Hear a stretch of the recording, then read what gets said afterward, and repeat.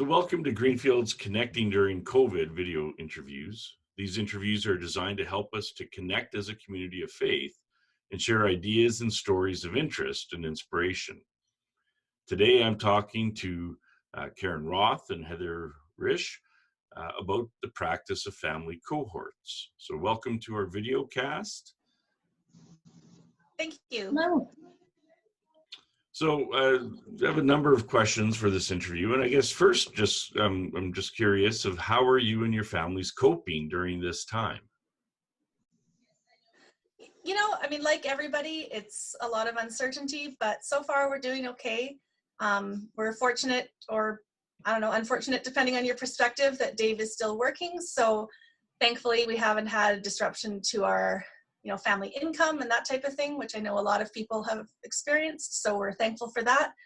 And I mean, I'm used to having the kids at home. We've homeschooled up until this past fall. So that's not too big of a change for us. Although I will admit that it felt a little ironic to get everybody back again mid-year when I was expecting that they'd be in school for the year, but we're doing all right.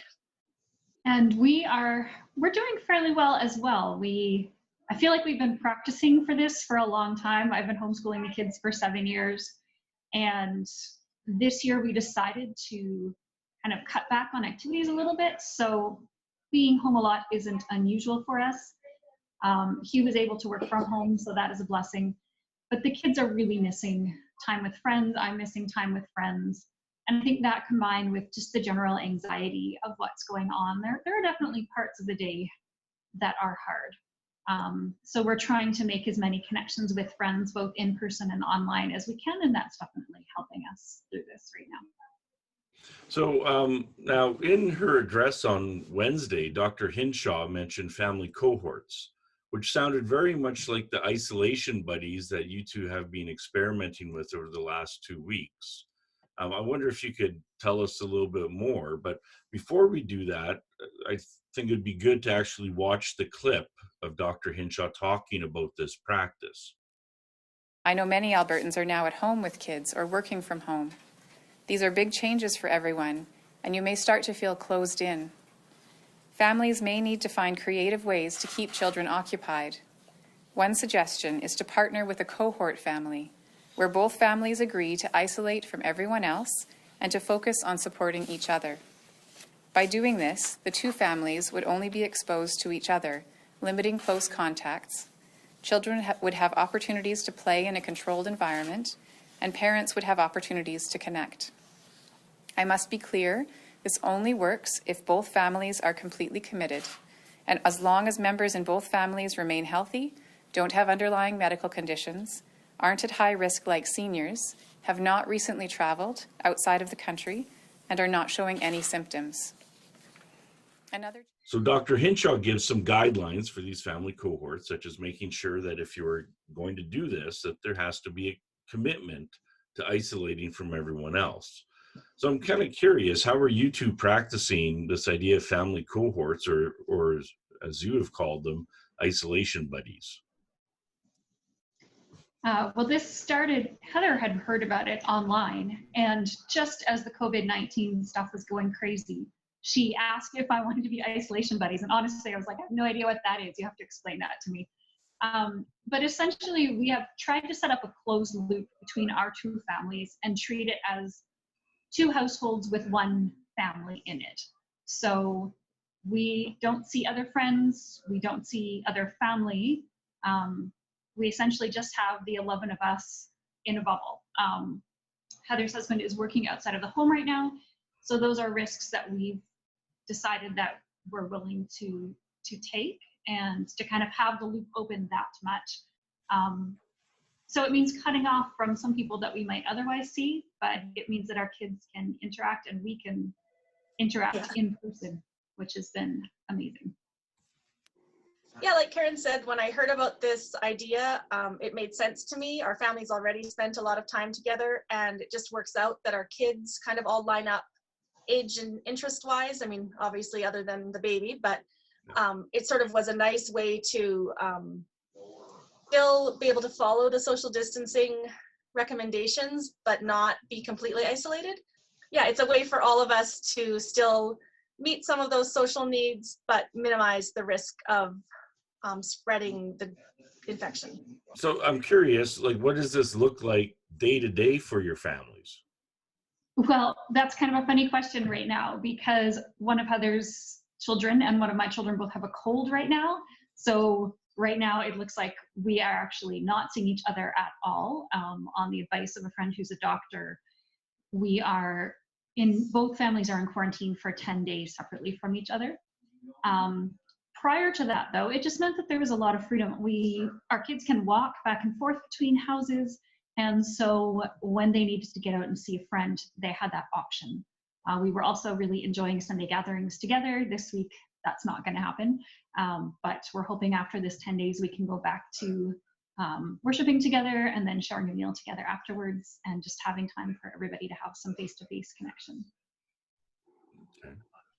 Heather? Yeah, like, well, Karen hit on the big points, and just being able to invite a friend over for dinner feels like such a luxury during this time. And so obviously right now we're doing the 10-day quarantine due to illness, but looking forward to being able to get together and socialize as families again, and feeling really blessed to have even that amount of contact during this time. So, one of the questions that comes up to me is that how do you set this up so that your families still like each other afterwards? Do you talk explicitly about boundaries that you're setting up ahead of time? What if one family needs or wants out? That's a really good question. Karen and I had in the past have homeschooled our kids together, so we've had a lot of these discussions in the past, but the same points that came up when we were discussing it in that context, I think really apply in this context.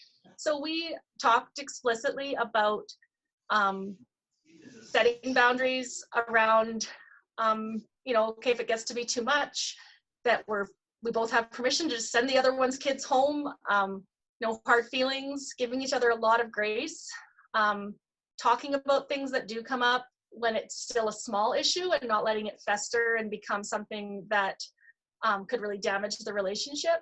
So for instance, I think we both parent fairly similarly, but each of our kids have some particular quirks.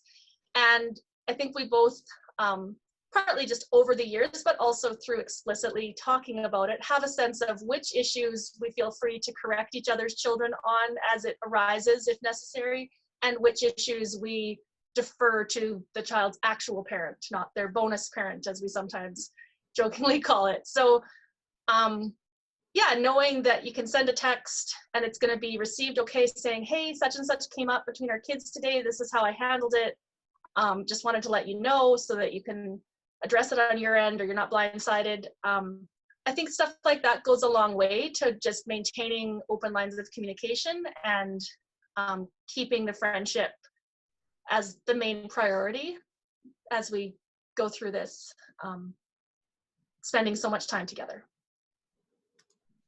Okay, so Karen, do you have anything to add to that? I think one thing that we did, and it feels a little bit unusual to do this in a friendship context, is we actually sat down and we're like, okay, are you okay if I do this? Are you okay if I go to the farmer's market? Is that, because if I personally choose to take that risk and expose myself, suddenly it's not just my family that's impacted, but it's Heather's family. So I think we did a little bit of this, but I think for anyone looking to start this kind of cohort group, that it's so important just to sit down and just say, what are you comfortable with? What are you not comfortable with? And to be as honest as you can at that point and not be like, well, I get, you see your parents, but really feel like, well, maybe it's not okay. That you like any partnership, you need to go in with your eyes open and be as honest as you can. So yeah, I brought home my groceries yesterday, and Heather had talked about washing her groceries with bleach, and I don't want to do that. So yeah, Heather and I needed to chat about, are you okay if I, expose my family to that level of exposure? And picky, yeah. But if you want the friendship to continue, you just need to be open and ask each other these things, and just make sure that you're both really comfortable with the decisions that the other one is making, because essentially you're pooling your risk together. So you both have to agree on things. Right. I think also just agree about what this is going to look like. Like my family, I think, does more social activities typically than Heather's, and they may not want us to hang out with them 6 days a week. That might be a little bit overwhelming. Or I may need to see people more than 1 day a week, and so Heather may need to stretch outside of her comfort zone. And so just kind of explaining that ahead of time, like setting up, what are you expecting? What is this going to look like? And not just, sure, let's do this, and then have hurt feelings because your expectations that you haven't communicated aren't being met. So, I mean, any good partnership, I think, is going to have these elements to it. And sometimes it seems ridiculously formal to get into them when you're talking about two families hanging out. But I think you're always better to over communicate than to under communicate and end up with hurt feelings because of it. Yeah, and I would tend to agree that this is just good, sound relationship advice. But I guess during these days of with COVID-19 and with you know, the self-isolation that we're facing, that it's important to, you know, talk about these things before, and also to follow, you know, what Dr. Hinshaw and the experts are saying that we should. And so so I think that's important. So any final advice for people on how to choose your cohort family? One thing that I would jump in with I guess kind of with that end to the last point too, is just to be really clear that like the cohort family isn't in addition to grandparents or aunts and uncles or cousins that you're seeing. So if you have those people that you've already chosen to maintain contact with during this time, then I think Dr. Hinshaw's recommendation sort of can be taken to apply to those people, not that then you would add a cohort family that you're not related to your loop. So just to be explicitly clear, like Karen and I, both of us are not seeing our parents, we're not seeing our siblings during this time. And that's really hard. And we had to kind of weigh, you know, even those are closer relationships, but for both of our families on the day-to-day, what's going to have the biggest positive impact in our mental health and getting through these long days, that it is having this proximal relationship where we can see each other kind of as much or as little as we want. And so we chose to prioritize that relationship as well. But yeah, I would just say if you're wanting to suggest this to somebody, to ideally you pick someone that you're already in relationship with.